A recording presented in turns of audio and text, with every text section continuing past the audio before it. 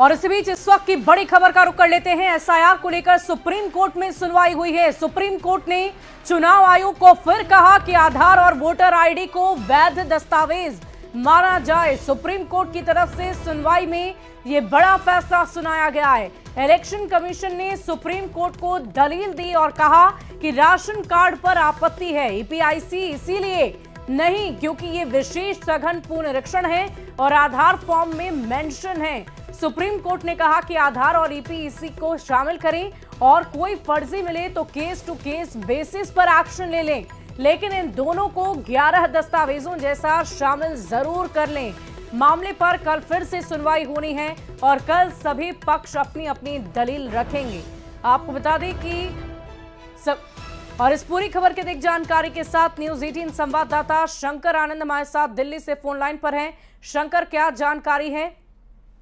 देखिए, आज supreme court में काफी महत्वपूर्ण आज सुनवाई हुई है, लेकिन कल की अगर बात करें तो तमाम दलीलों को अलग अलग जो याचिकाकर्ता है, इन तमाम याचिकाकर्ता अपने अपने जो ये कहा जा सकता है कि किनको कितना वक्त देना होगा इस मामले में सुनवाई के लिए, तो कल जो है उनको टाइम तय होगा। इसके साथ ही अगली सुनवाई की वक्त मुकर्रर होगा।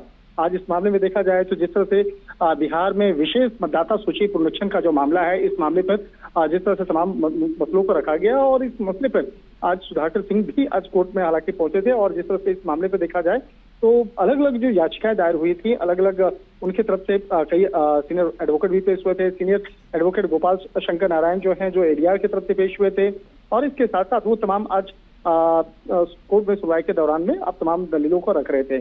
तो कल का जो वक्त होगा कल भी महत्वपूर्ण होगा। हालांकि इलेक्शन कमीशन के तरफ से जो सीनियर एडवोकेट हैं राकेश द्विवेदी, उन्होंने तमाम अपने दलीलों को रखा और उन्होंने कहा कि राशन कार्ड में बड़े पैमाने पे गड़बड़ियां हैं, इसलिए हम उसे स्वीकार नहीं कर सकते हैं। आधार के बारे में जो हालांकि आज कोर्ट के द्वारा निर्देश दिया गया कि वो केस टू केस देखा जा सकता है, अगर किसी केस में अगर गड़बड़ी होती है तो उसको अलग से जांचा जाए। इस मामले में एपिक कार्ड के बारे में भी बताया गया। एपिक कार्ड से भी जो समस्या है, क्योंकि उसमें फॉर्म में जो एपिक नंबर के पहले जो प्री फील्ड है उसके नंबरों का संशोधन होना है। इस मामले में हालांकि जस्टिस राची ने कहा है कि क्या आप कह रहे हैं कि कोई भी दस्तावेज निर्णायक नहीं है?